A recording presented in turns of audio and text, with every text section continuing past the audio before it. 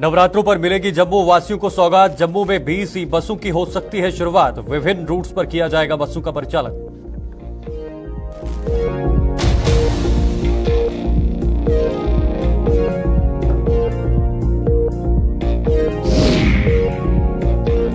अक्टूबर को कठुआ में संघ की समन्वय बैठक। सर संघचालक डॉक्टर मोहन भागवत करेंगे संबोधित। स्पोर्ट्स स्टेडियम में तैयारियों को मिल रहा अंतिम रूप।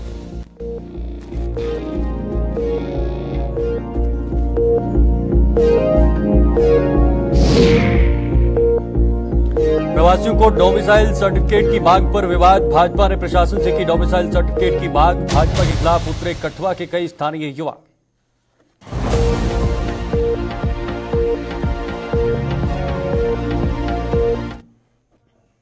नमस्कार, गुलिस्तान न्यूज देख रहे हैं आप और जम्मू कश्मीर के इस खास बुलेटिन के साथ मैं शीतल शर्मा। शुरुआत एक बड़ी खबर से इस बुलेटिन की करते हैं। आपको बता दें, जम्मू से धर्मनगरी कटरा की ओर रवाना हुई राष्ट्रपति द्रौपदी मुर्मू। बड़ी जानकारी है, श्रीनगर से जम्मू पहुंचने पर भव्य स्वागत किया गया और माता वैष्णो देवी के भवन में परियोजनाओं का शिलान्यास भी करेंगे। ये अब जम्मू से धर्मनगरी कटरा में के लिए रवाना हुई है राष्ट्रपति द्रौपदी मुर्मू। आपको बता दें, 2 दिवसीय जम्मू कश्मीर के दौरे पर द्रौपदी मुर्मू पहुंची हुई हैं। कल कश्मीर में थी, कल श्रीनगर में कश्मीर यूनिवर्सिटी में उन्होंने हिस्सा लिया और आज जम्मू से धर्मनगरी कटरा की ओर रवाना हो चुकी हैं और श्रीनगर से जम्मू पहुंचने पर उनका भव्य स्वागत भी किया गया था।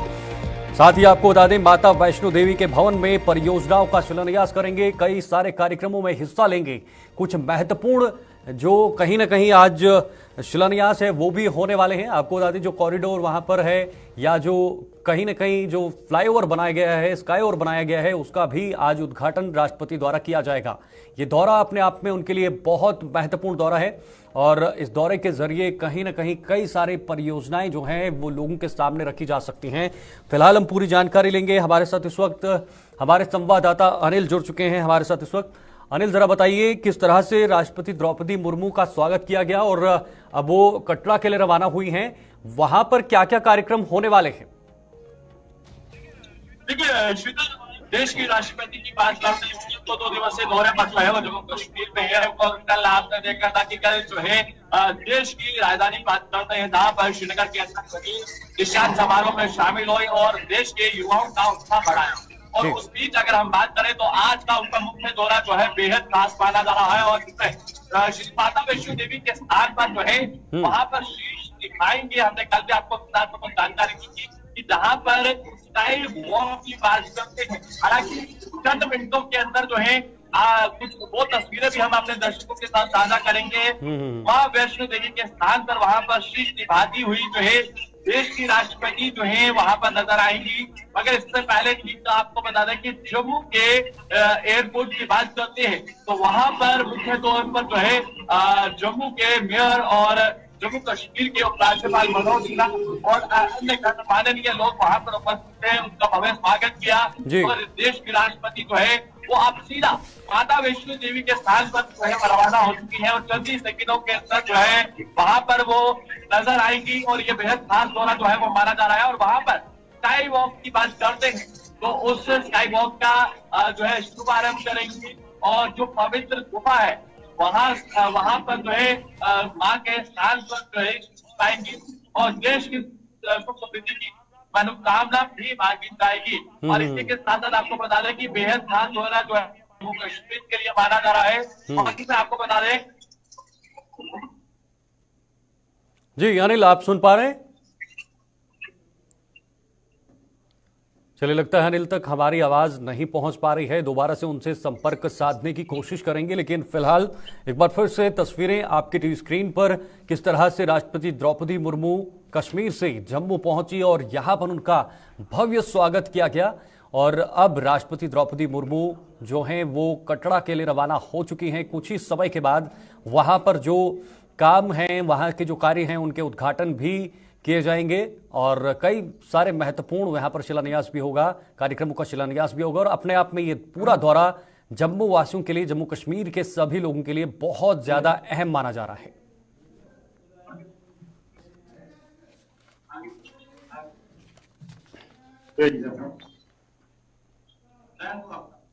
खबरों में आगे बढ़ते हैं। रविवार को शुरू हो रहे नवरात्रों में जम्मू वासियों को एक बड़ी सौगात मिल सकती है। नवरात्रों में जम्मू में ई बसों की शुरुआत हो सकती है, जिनका परिचालन कई रूट्स पर किया जाएगा।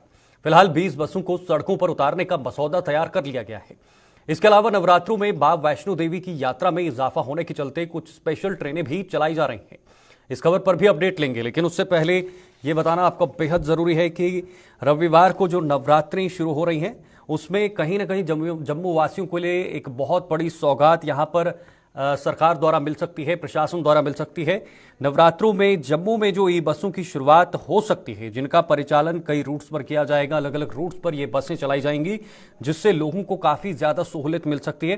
फिलहाल 20 बसों को सड़कों पर उतारने का जो मसौदा है वो तैयार कर लिया गया है। शिल्पा हमारे साथ हमारी सहयोगी जुड़ चुकी हैं। शिल्पा, ये एक बहुत बड़ी सौगात यहाँ पर लोगों को मिलने वाली है नवरात्रों में, और किस तरह से पूरा एक जो मैनेजमेंट है वो ट्रांसपोर्ट विभाग की तरफ से रहेगा? त्योहार आने वाले हैं, कई सारे त्योहार, नवरात्रि, दिवाली, छठ पूजा जो है वो देखने को मिलेगी। और इन्हीं त्योहारों के मद्देनजर रखते हुए जम्मू की आम जनता की बात करें या फिर पर्यटकों की बात करें तो एक कई फैसले जो है यहाँ पर लिए गए हैं। सबसे पहले मैं आपको बताती चलूं कि जम्मू से बरौनी जो ट्रेन यानी कि उसके लिए जो है वो एक स्पेशल ट्रेन जो है यहाँ से जम्मू से बरौनी तक जाएगी, जो कि सप्ताह में सिर्फ वीरवार के दिन ही ये चलेगी और जम्मू से बरौनी ये ट्रेन जाएगी। और दूसरी सौगात यहाँ पर जम्मू की आम जनता को ये मिलने वाली है कि जो ई बसेस है वो नवरात्रों के दिन जो है वो शुरू होगी, यानी कि नवरात्रि दिन जो है वो जम्मू की आम जनता इसका फायदा जो है वो उठा सकेंगे। स्मार्ट यानी कि जिस तरीके से स्मार्ट सिटी जो है वो बनाया जा रहा है और स्मार्ट सिटी के तहत इन ई बसेस को लाया गया है, जहाँ पर प्रधानमंत्री नरेंद्र मोदी का ये सपना था कि देश को किस तरीके से जो है वो प्रदूषण फ्री किया जाए। शिल्पा, क्या कोई रूट्स अभी संभावित कर दिए गए हैं, चिन्हित कर दिए गए हैं? किन किन रूट्स पर ये चलने की संभावना है? माफ कीजिएगा, सवाल फिर से दोहराएं। शिल्पा, किन किन रूट्स पर ये बसेस चलेंगी, क्या इसका भी कोई अपडेट निकलकर सामने आई है? कौन कौन से रूट्स होंगे? जी देखिए, ई बसेस जो कि लगभग इस वक्त 20 के करीब जम्मू में पहुंची है और आने वाली यानी कि अक्टूबर के अंत सप्ताह में जो है वो और भी बसेस जो है वो यहाँ पर देखने को मिलेंगी। और इनका इन ई बसेस का जो है वो ट्रायल हो चुका है। फिलहाल ये ई बसेस जो है वो जम्मू में ही चलेंगी और जो बाहरी रूट बताया गया है कि बाहरी रूट पर भी ई बसेस जो है वो चलने वाली है, तो वो आने वाले समय में ई बसेस जो है वो बाहरी रूट पे चलेंगी। लेकिन जम्मू की आम जनता को एक काफी ज्यादा सौगात जो है वो यहाँ पर मिल रही है कि आज जिस तरीके से यानी कि उन्हें पहले जो है वो मेटाडोर में जाना पड़ता था, काफी ज्यादा भीड़ भी देखने को मिलती थी। और ई बसेस की काफी ज्यादा खासियत है, इसमें कैमरे देखने को मिलेंगे जहाँ पर सीसीटीवी कैमरा से जो है वो नजर रखी जाएगी। साथ ही साथ इमरजेंसी के तौर पर जो है यानी कि आग लग जाती है तो पूरी तरीके की तैयारी जो है वो ई बसेस की गई है। और साथ ही साथ जिस तरीके से मेटाडोर लगभग 9 बजे के करीब रात के समय चलती है। जी, जम्मू में ऐसी कौन सी मुख्य जगहें हैं जहां पर ये बसेस आम लोगों को मिल सकती हैं? क्या कोई ऐसी अपडेट अभी तक ट्रांसपोर्ट विभाग की तरफ से रखी गई है? जीवल चौक है, विक्रम चौक है, बस स्टैंड है, या कोई इस तरह की कोई मुख्य ऐसी जगह अभी तक तय की गई है? देखिए, ये ई बसेस जो है वो जम्मू के हर एक रूट पे चलेंगी, यानी कि लगभग आपको बताती चली कि 40 से 60 किलोमीटर प्रति घंटा जो है, यानी कि माफ कीजिएगा 65 से 70 किमी प्रति घंटा की रफ्तार से ये दौड़ेंगी और जम्मू के हर एक रूट पर ये दौड़ेंगी। यानी कि उन रूटों पर ये नहीं दौड़ेंगी जहां पर इनका जो है यानी कि बैटरी जो है वो इनकी समाप्त हो जाएगी, क्योंकि बैटरी का काफी ज्यादा इश्यू जो है वो देखने को मिलता है। और भगवती नगर में इनका चार्जिंग पॉइंट भी लगाया गया। जो बाहरी रूट है वो आने वाले समय में जब ई बसेज यहाँ जम्मू में पहुंचेगी उनका भी ट्रायल होगा और बाहरी रूट में जो है उन ई बसेस को जो है वो दौड़ाया जाएगा। ठीक है, बहुत बहुत शुक्रिया आपका शिल्पा, ये तमाम जानकारी हमारे दर्शकों तक पहुंचाने के लिए, साझा करने के लिए। ये बहुत महत्वपूर्ण अपडेट आपको हम बता रहे हैं कि नवरात्रों में एक बहुत बड़ी यहाँ पर सौगात जम्मू वासियों को मिलने वाली है। यहाँ पर जो जम्मू कश्मीर ट्रांसपोर्ट विभाग की बसेस हैं यानी आरटीसीज हैं वो चलेंगी। उससे कहीं ना कहीं आम लोगों को सहूलियत होगी और साथ ही साथ पोल्यूशन यानी जो प्रदूषण की समस्या रहती है उस पर भी कहीं ना कहीं नियंत्रण हो सकता है।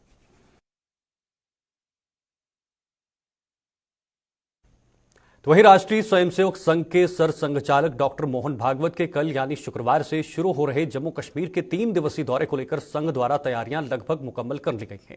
मोहन भागवत 15 अक्टूबर को कठुआ में होने वाली समन्वय बैठक व कठुआ विभाग के स्वयंसेवकों के एकत्रीकरण को भी संबोधित करेंगे। इसमें कठुआ, सांबा, बसोली, बिलावर के स्वयंसेवक सहभागी होंगे।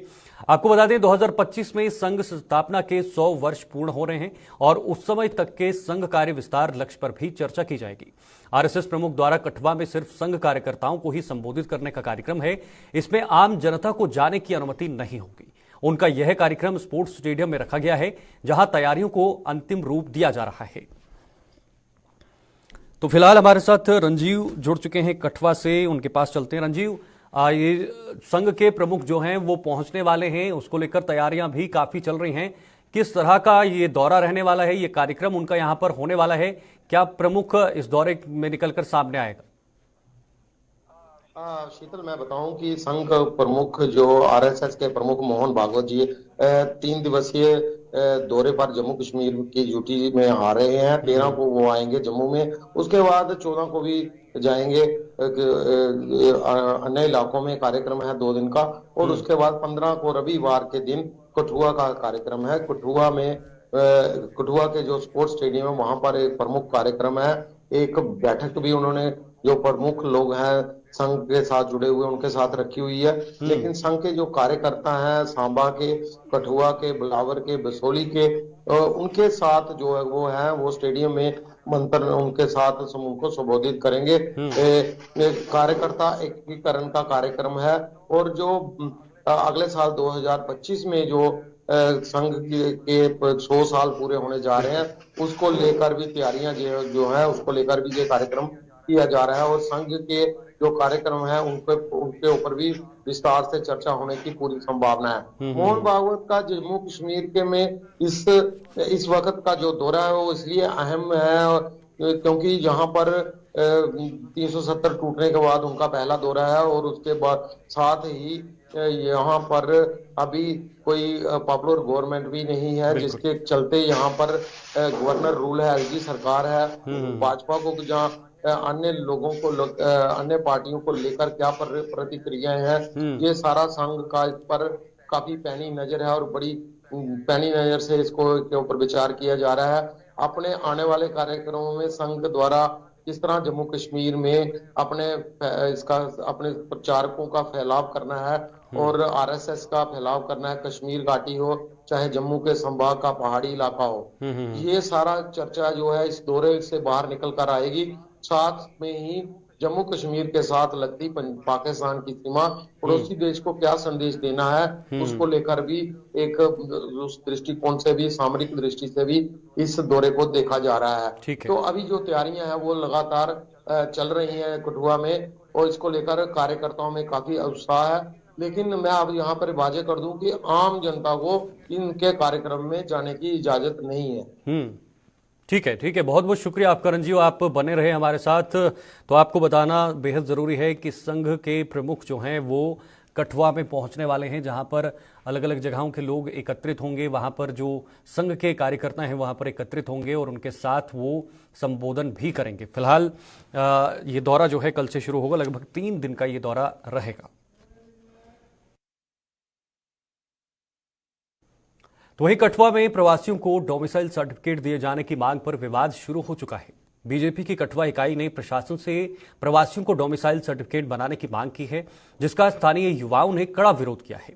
क्या है ये पूरा मामला, इस पर भी हम जानकारी लेंगे। हमारे साथ हमारे संवाददाता जुड़े हुए हैं रंजीव, ये क्या मामला है और एक बार फिर से ये डोमिसाइल का मुद्दा तूल पकड़ रहा है और कहा जा रहा है कि प्रवासियों को डोमिसाइल सर्टिफिकेट बनाने की जो एक कहीं ना कहीं पहल है वो बीजेपी ने की है, प्रशासन के सामने मांग रखी है। तो इस पर अब विवाद शुरू हो चुका है। जरा समझाइए ये पूरा मामला क्या है और कैसे ये विवाद जो है वो पनप रहा है। बिल्कुल शीतल, मैं बताऊं कि 2 दिन पूर्व भाजपा के एक नेता द्वारा एक प्रवासी मजदूरों जो पिछले काफी समय से 15 से 20 साल से पहले से जहां से कठुआ के इलाके औद्योगिक इलाके में काम करते हैं, वो रहते हैं, उनके किराए के मकानों में रहते हैं। कईयों ने अपने घर बना लिए हैं, लेकिन वो जगह जो है उनके नाम पर नहीं है। लेकिन उनको 370 टूटने के बाद जैसे ही 370 टूटी, कल 2 दिन पहले भाजपा के नेता द्वारा उनको साथ लेकर जिला उपायुक्त कार्यालय में पहुंचे और उनके domicile ration card, voter card आदि बनाने की प्रक्रिया शुरू करवाने की बात जो है वो कही गई। इसके बाद जैसे ही ये बात आम पब्लिक डोमेन में आई तो जो कठुआ के इलाके के युवा नेता हैं या युवा लोग हैं, समाज सेवक है, उन्होंने इकट्ठे हो गए, उन्होंने भी ये पत्रकार वार्ता बुलाई और जिसमें भाजपा की ये नीतियों पर इस नीति का कड़ी निंदा की और कहा रंजीव, मैं एक बात समझना चाहूंगा, इस बयान के मायने क्या निकाले जा सकते हैं, क्योंकि पहले भी अगर जमीन की बात की जाए तो पहले भी कहीं ना कहीं ये बातें निकलकर सामने आई थी कि बाहरी जो लोग हैं यहाँ पर बसे हुए हैं या मजदूर हैं उनको जमीन दी जाएगी। तो एक और नया मामला यहाँ पर डोमिसाइल का सामने आया है, तो मायने क्या निकाले जा सकते हैं? मायने यही निकाले जा सकते हैं कि प्रशासन द्वारा जैसे पहले एक आदेश दिया गया कि जो बाहरी राज्यों के हों, चाहे पश्चिमी पाकिस्तान से आए हुए लोग हों, जहाँ वेस्टर्न पाकिस्तान रिफ्यूजी हों, जो पाकिस्तान के पंजाब से आके 47 में बंटवारे के समय आकर जम्मू में बसे थे, जिनको हक नहीं मिले थे, वो लोग जिनको जमीनें तक नहीं है, उनको जमीनें 5 मरले के प्लाट देने थे। लेकिन उससे पहले प्लाट देने से पहले की प्रक्रिया होती है कि उनका यहाँ पे कोई सरकार के पास उनका कोई डाटा हो, कोई उनके डोमिसाइल हो, या फिर कोई राशन कार्ड बने हो, इस वोटर कार्ड हो, क्योंकि जो बाहरी लोग हैं वो यहाँ की जो असेंबली थी जम्मू कश्मीर की 370 से पहले, उसमें वोट डालने का उनको हक नहीं था, वो सिर्फ पार्लियामेंट में ही वोट डाल सकते थे। तो उस तरह की प्रक्रिया को शुरू करने के लिए ये चीजें पहले की जानी चाहिए थी। ये भी उसी का हिस्सा है, क्योंकि जमीन देने से पहले, उनके कागजात बनाने से पहले उनके पास उनको सत्यापित करने के लिए उनके पास वैलिड डॉक्यूमेंट होने चाहिए। इसलिए उनको डोमिसाइल, राशन कार्ड और वोटर कार्ड की बनाने की कवायद जो है उसको लेकर भाजपा अब आगे आई है, जिसका स्थानीय युवाओं ने काफी विरोध किया है। उन्होंने पत्रकार वार्ता के दौरान कहा कि भाजपा 370 तोड़कर पहले ही यहाँ पर बेरोजगारी और बाहरी लोगों को बसाने का काम कर चुकी है। वही तो क्या इस विरोध का असर देखने को मिल रहा है?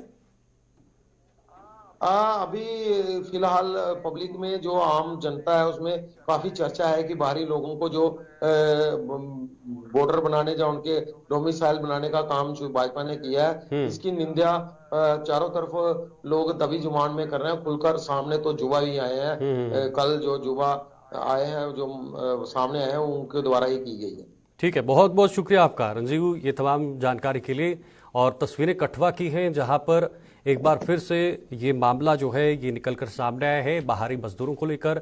जो बाहरी लोग जम्मू कश्मीर के अंदर बसे हुए हैं, अब डोमिसाइल का मुद्दा जो है वो उठते हुए नजर आ रहा है कि उनकी डोमिसाइल भी बननी चाहिए, जिस पर लोगों ने अब विरोध करना भी शुरू कर दिया है। चलिए आगे बढ़ते हैं। जल जीवन मिशन के तहत 4 परियोजनाएं जहां 31 दिसंबर तक पूरा करने का लक्ष्य निर्धारित किया गया है, वहीं सभी योजनाओं को जमीनी स्तर पर लागू कर लोगों को लाभ पहुंचाने के लिए भी सरकार एड़ी चोटी का जोर लगा रही है। सरकार व इन्हीं कोशिशों के तहत जम्मू में जल शक्ति विभाग द्वारा आज से 3 दिवसीय ट्रेनिंग प्रोग्राम शुरू किया गया है, जिसमें पानी समितियों के साथ साथ जल शक्ति विभाग के संबंधित स्टाफ को इन योजनाओं पर काम करने के तौर तरीके बताए जा रहे हैं। जल शक्ति विभाग के चीफ इंजीनियर हिमेश मनचंदा इस ट्रेनिंग प्रोग्राम की अगुवाई कर रहे हैं, जबकि सरकार द्वारा सूचीबद्ध एजेंसी के पदाधिकारी भी इसमें अपने सुझाव दे रहे हैं। गवर्नमेंट ऑफ इंडिया का फ्लैगशिप प्रोग्राम है और इसमें अगले 2 महीनों के अंदर हम 31 दिसंबर तक मैक्सिमम 2023 को हम इसको पूरा करने जा रहे हैं। जो हमारे एग्जीक्यूशन ऑफ वर्क्स चल रहे हैं, स्कीम्स कंप्लीट हो जाएंगी, उनको चलाना कैसे है, उनको पानी समितिस का क्या रोल होगा, पानी समितिस की ट्रेनिंग कैसे होगी, हमारे डिपार्टमेंट का क्या रोल होगा, क्योंकि जब एक बार स्कीम बनती है उसके थोड़ी देर के बाद उसमें कुछ ना कुछ रिपेयर, मेंटेनेंस, उसको चलाना स्टाफ चाहिए, उस सब के मद्देनजर रख के ये ट्रेनिंग ऑर्गेनाइज की गई है। वी द पीपल एक की रिसोर्स सेंटर है, एम्पैनल्ड एजेंसी है जो गवर्नमेंट ऑफ इंडिया ने एम्पैनल की हुई है इन सब के वर्कशॉप्स और ट्रेनिंग्स करवाने के लिए। ये उसी के मद्देनजर इसी तरह की एक वर्कशॉप श्रीनगर में हुई थी, एक जम्मू में हुई है, कुछ लोग हमने फिजिकली यहाँ पे बुलाए हैं, बाकी लोगों को हमने लिंक शेयर किया है, वर्चुअली वो कनेक्टेड रहेंगे। 3 दिन के बाद फिर हम फीडबैक लेंगे इन लोगों से क्या रहा, क्योंकि जल्दी हम स्टेज पे पहुँचने वाले हैं कि ये सारी स्कीम्स हम ग्राउंड पे इसको चलाना है। पानी समिति को चलाना है, उनका कैसे, उनकी ट्रेनिंग उनको कैसे करनी पड़ेगी, ये सब उसी की एक कड़ी है कि हम लोग का जम्मू एंड कश्मीर में जो ऑलरेडी जल जीवन मिशन के तहत स्कीम ऑलरेडी एग्जीक्यूट हो चुका है, उसको कैसे हम लोग लोकल कम्युनिटी को हस्तांतर करेंगे और उनका कैपेसिटी कैसे बिल्ड करेंगे। तो इसलिए ये 3 दिन का जो ट्रेनिंग है, ट्रेनिंग कम वर्कशॉप, इसमें हम लोग ब्रेनस्टॉर्मिंग करेंगे कि क्या क्या हमारे साथ इस तरह का आगे चल के चैलेंजेस आएगा और उसको कैसे एड्रेस करना है, ताकि ये जो स्कीम बना हुआ है ऑपरेशन एंड मेंटेनेंस, जो कि सबसे बड़ा चैलेंज है इसमें, इसको हम कैसे सस्टेनेबल वे में चलाएंगे। ये स्कीम को जल जीवन मिशन में जो हर घर नल जल की बात किया जा रहा है, प्रत्येक परिवार को, जो भारत सरकार और J&K गवर्नमेंट ने मिलकर ये कार्यक्रम चला रहे हैं PHD डिपार्टमेंट के माध्यम से, कि सब परिवार को, प्रत्येक ग्रामीण परिवार को पानी को दिया जाएगा 55 litre per capita per day के हिसाब से। तो उसको इंश्योर करने के लिए जो 3 दिन का प्रक्रिया चल रहा है, 3 दिन का ये प्रशिक्षण कार्यक्रम में उन हमारे जितने इंजीनियर्स यहाँ प्रेजेंट है, इनको इसके बारे में बताना है। और जो हम सस्टेनेबिलिटी की बात करते हैं, operational sustainability, financial sustainability, source sustainability and institutional sustainability, इसको कैसे लाना है, कम्युनिटी लेवल में कैसे स्किल बिल्डिंग करना है उनका, उसके बारे में अगले 3 दिन में ये चर्चा रहेगी। विश्व भर में आज विश्व दृष्टि दिवस मनाया जा रहा है। देश के साथ साथ जम्मू कश्मीर में भी विश्व दृष्टि दिवस पर कई कार्यक्रमों का आयोजन कर लोगों को आंखों की समस्याओं और उनके बचाव को लेकर जागरूक किया जा रहा है। इस कड़ी में उधमपुर में भी उधमपुर रोटरी आई हॉस्पिटल द्वारा एक जागरूकता रैली का आयोजन किया गया, जिसकी शुरुआत एडिशनल SP अनवर उल हक ने करवाई। यह रैली मिनी स्टेडियम उधमपुर से शुरू होकर शहर के मुख्य चौक चौराहों से होते हुए रोटरी आई अस्पताल पहुंच संपन्न हुई। इस रैली में बड़ी संख्या में स्कूलों छात्र छात्राओं ने भाग लेते हुए लोगों को आंखों को स्वस्थ रखने के प्रति जागरूक किया है। रोटरी INANT हॉस्पिटल उधमपुर, आज हमारा वर्ल्ड साइट डे है। ये हम 2000 से बना रहे हैं। इसके साथ हमारे पास जो international agency for prevention of blindness vision 2020, हम सब मिलकर बना रहे हैं rotary hospital Udhampur and district administration में पूरी सपोर्ट है इस प्रोग्राम को कामयाब करना। इसका मतलब यही है कि हम लोगों में ज़्यादा से ज़्यादा अवेयरनेस क्रिएट करें कि वो आंखों की बीमारियां, जिनको कोई प्रॉब्लम है, उनको चेकअप कराएं, रोटरी हॉस्पिटल में या कहीं भी चेकअप करें, बट आप अपनी आंखों का ध्यान रखें। इस बार का हमारा थीम है I love your eyes at work. जब हम काम करते हैं, दफ्तरों में काम करते हैं, पूरा दिन कंप्यूटर में लगे रहते हैं, लेकिन हम अपनी आंखों की तरफ ध्यान नहीं देते हैं, तो काफ़ी लोगों को रिफ्रैक्शन की प्रॉब्लम आती है, बड़ी मोटी ऐनक लग जाती है, और उसका समय पर इलाज कराया हो तो उनको वो प्रॉब्लम नहीं आती है। तो वहीं Jammu Kashmir reserve category empowerment alliance Bhajpa सरकार पर सरकारी नियुक्तियों में आरक्षण को पूरी तरह से खत्म करने का आरोप लगा रही है। इस मुद्दे को लेकर जम्मू में आयोजित एक प्रेस कॉन्फ्रेंस को संबोधित करते हुए अलायंस के अध्यक्ष प्रोफेसर GL थापा ने सरकार पर आरोप लगाया कि पहले सरकार ने रिजर्व कैटेगरी के लिए प्रमोशन में आरक्षण को खत्म किया और अब सरकार डायरेक्ट रिक्रूटमेंट में भी आरक्षण को खत्म करने का प्रयास कर रही है। रिजर्वेशन इन प्रमोशंस को खत्म करने के बाद ये जो बीजेपी गवर्नमेंट जो है, इन्होंने एक फैसला करके रखा हुआ है, तहिया करके रखा हुआ है कि even reservation in direct recruitment जो है उसे भी खत्म करना है।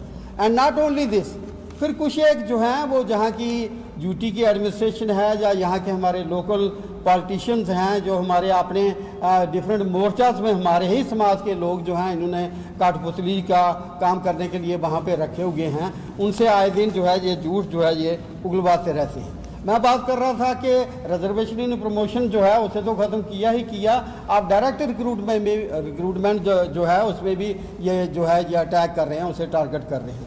अभी रिसेंटली एक आर्डर निकला है, आर्डर नंबर मैं आपसे शेयर करूं, ये है 498 डेटेड 26/9/2023 का है।